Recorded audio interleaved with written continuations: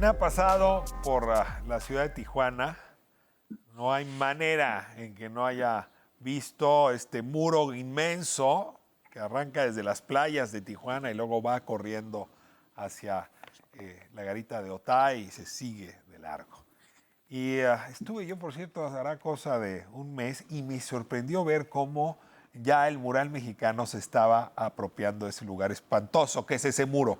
Dejaba yo pensar en Trump, que decía ese muro inmenso, grande, pues está haciendo un bello muro justamente porque hubo quien le puso historia, le puso color, le puso significado a esa división.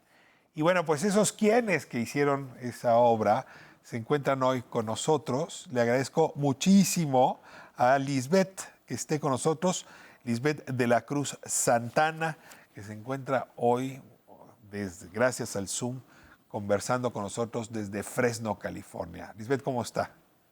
Sí, muchas gracias, muy bien. Y está también Montserrat con nosotros y Javier. Ambos, eso sí, están en Tijuana, ¿verdad? ¿Cómo está, Montserrat? Gusto saludarle. Bien, gracias. Javier. Muy bien, muchas gracias. Gracias por tenernos. A ver, Lisbeth, cuéntenos cómo nació el proyecto, los murales digamos, de playas de Tijuana.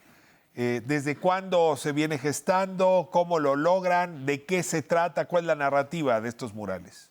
Y bueno, empieza en el 2016, el mismo día, en verdad, cuando se mostraron los resultados de las elecciones en Estados Unidos, el día que supimos como nación que iba a ganar Donald Trump la presidencia, ¿no? Entonces, ese día viajó a Tijuana para comenzar este proyecto que se llama Humanizando la Deportación, en donde soy investigadora. Y como dice el nombre, no es humanizar la deportación, ponerle una cara a esta conversación que ha sido muy criminalizada, ¿no? De criminalizar al migrante, especialmente a los que han tenido bastante épocas en su vida viviendo en Estados Unidos. Entonces veo este muro inmenso, ¿no? Y uno se queda preguntando, ¿no? ¿Cómo es que con el tiempo sí seguimos enforzando, ¿no? La frontera, pero de una forma en que prohíbe el movimiento de las personas y más con la deportación. Entonces, se hace el trabajo de campo con Humanizando la Deportación. Llego a conocer a Montserrat en el verano del 2017 y ya con el tiempo conozco a Javier igualmente. Entonces, son esas personas que de una forma han impactado lo que yo he podido ver en la frontera, pero mostrando sus historias. Y bueno, ya con estos 3 años crece lo del proyecto.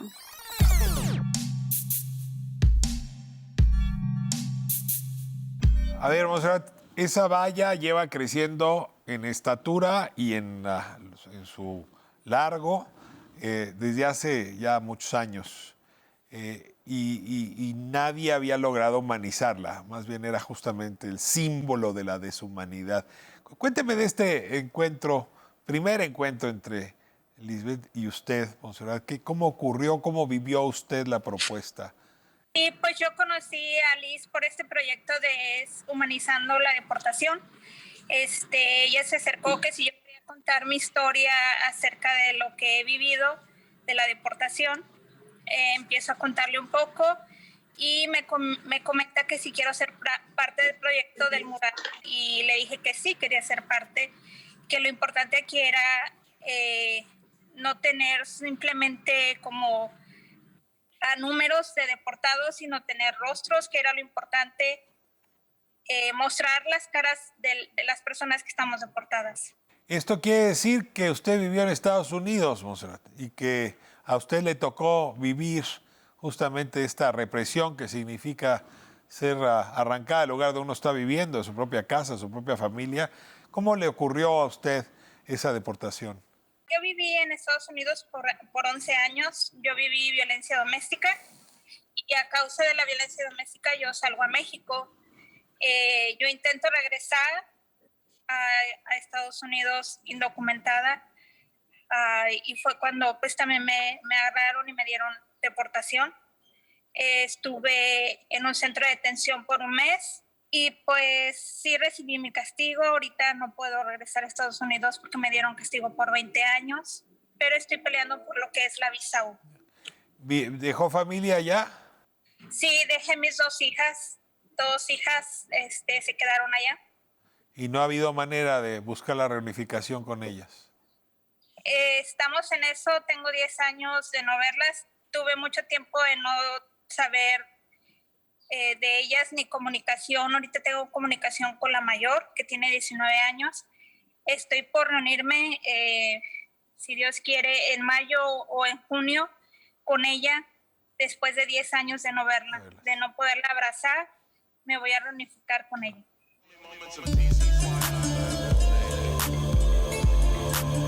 Javier, es también su caso. Usted estaba en Estados Unidos y lo deportaron a Tijuana. Sí, también. Yo crecí en Estados Unidos toda mi vida desde que tenía como 3 meses de edad. Y fue más o menos cuando tenía 34 años cuando fui deportado. ¿Y cómo fue que lo deportaron? ¿No había logrado mover ningún papel, ninguna residencia y no le reconocieron todos esos años de vida en Estados Unidos?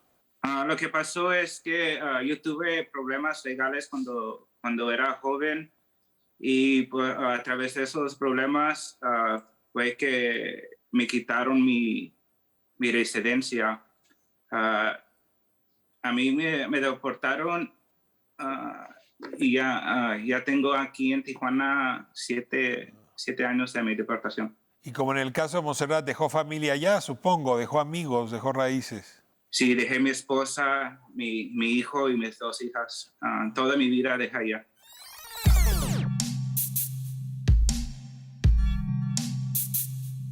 Estas son las historias, Lisbeth, que se cuentan en las playas de Tijuana, en los muros. Son rostros de personas, además con esta idea que me parece genial, donde hay un QR, donde puedo enterarme de la biografía de quienes han padecido pues esta ingrato trato, digamos, con la migración. Cuéntame un poco cómo empezaste a armar estas historias, cómo están narradas, qué es lo que yo me encuentro con el QR y hasta dónde, cuál es la ambición de este proyecto, cuántos rostros, cuántas biografías han pensado que podría contener estos murales de las playas de Tijuana. Y bueno, entonces ahorita en el momento son 15 rostros los que las personas pueden ver y tenemos como más de 300 códigos QR, ¿no? Entonces, the QR codes.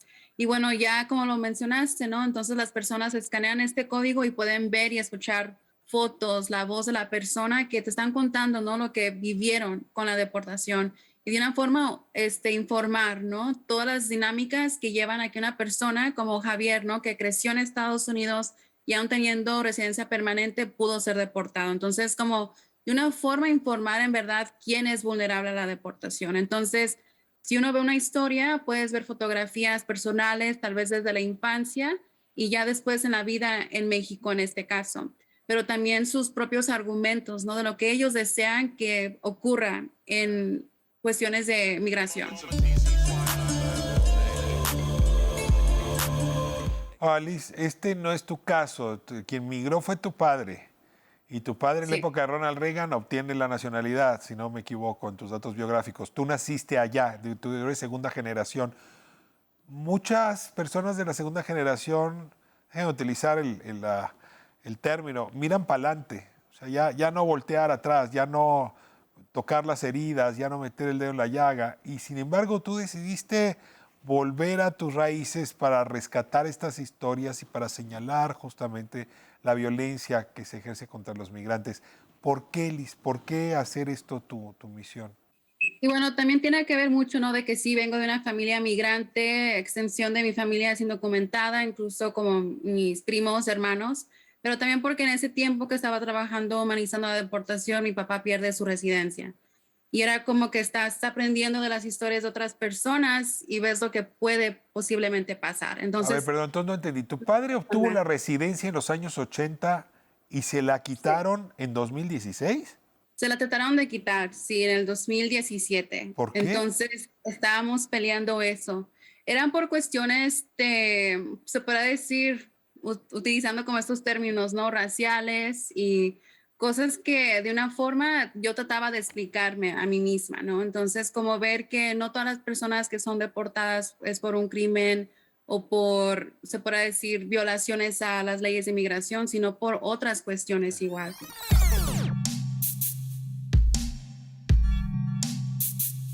Ahora, tú dices no es por un crimen, pero nos lo podrá decir Montserrat y Javier. Ellos fueron acusados de criminales porque la ilegalidad hace tiempo que en Estados Unidos es un felony, o sea, es un crimen. Y sí es una cosa extraordinaria que un caso como el de Montserrat o como el de Javier pueda ser tratado como crimen. Pero esto sigue siendo así ahora con Joe Biden. O sea, eso no ha cambiado como se esperaría. O sí, Montserrat, ¿se esperarían una actitud más generosa de estos gobiernos post-trumpistas, Javier? Nosotros tuvimos muchas esperanzas con el nuevo gobierno de Biden. Nos prometió mucho, pero no ha cumplido, hasta este momento no ha cumplido con ninguna de sus promesas. Siempre es lo mismo, se aprovechan con el voto latino, nos prometen reforma migratoria, pero al último no cumplen. Montserrat. Pues esperemos que sigan cambiando las leyes y que en esas leyes nos puedan contar a los que estamos fuera, porque también contamos. No por el hecho de que no estemos dentro de Estados Unidos ya no existamos, pero sí existimos. Estamos aquí en México con la esperanza de poder regresar y que haya una nueva ley para nosotros. Pues esos 15 rostros, ojalá y sean 1000 rostros, Liz. Es un proyecto espectacular. Me llamó mucho la atención cuando lo vi. La verdad es que no pensé que fuese a tener yo el privilegio de poderte entrevistar hoy, de entrevistar a Montserrat, de entrevistar a Javier. Y pues ojalá y cada viaje me toque ver más QRs y más biografías y más historias. Gracias. Les agradezco muchísimo a los tres por estar aquí en Calle 11, esquina con las playas de Tijuana.